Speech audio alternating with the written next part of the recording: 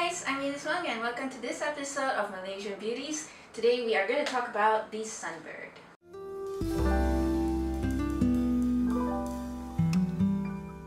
So I actually taken some photos of the birds around my house and I found this beautiful sunbird, and I used this as a reference photo for this painting. And when I was a kid, I saw this bird that looked so much like a hummingbird. I thought Malaysia had hummingbirds, but we don't. What we have is sunbird. Interestingly enough, even though they do look alike, they are actually not related at all. But because of their diet, they have formed similar characteristics such as the long beak, small body. Yeah, so that's why they look so much like hummingbirds. They are tiny songbirds, more roundish, and have a longer tail measuring about 11 centimeters long. On the upper part of the bird is olive green, which earns the bird its name, olive-backed sunbird. More significant would be the underpart, which is bright yellow. The iridescent portion on this bird can be found around the head, throat, and breast.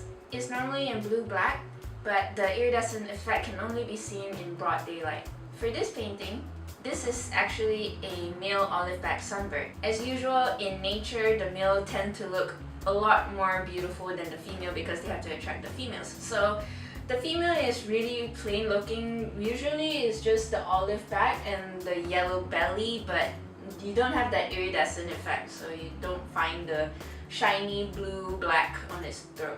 For their diet, they largely consist of nectar, but they also do take insects, especially when they're feeding their young. Their flight is fast and direct on their short little wings. For hummingbirds, usually they hover around the flower to get nectar.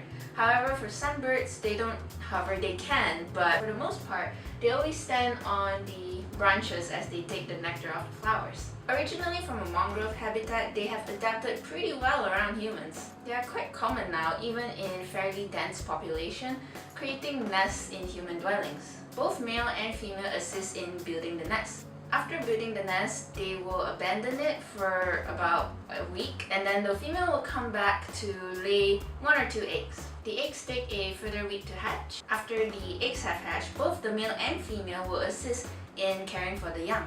After 2 or 3 weeks, then the young is good enough to be on their own. Usually for Malaysian Beauties, I usually talk about the animal, but in this episode, I managed to add a flower here, so I thought to talk about it as well.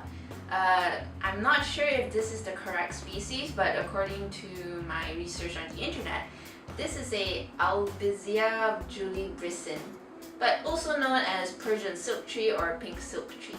They are native to the southwestern and eastern Asia. They are small deciduous trees growing from 5 to 16 meters tall, with a broad crown of level or overarching branches. They are observed to be attractive to bees, butterflies, and sunbirds. This is all of the information I managed to get. If you're interested, you can do your own research and learn more about the animals found in Malaysia. So I hope you guys enjoyed this episode and it helps in raising awareness, because Malaysian Beauties is just a personal project that I just enjoy.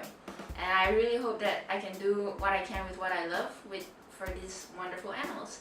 Thank you for watching, guys. If you're new to my channel, I would really appreciate that like and subscribe. You can follow me on following sites listed down below in the video description. I'll see you guys on the next video. Ciao!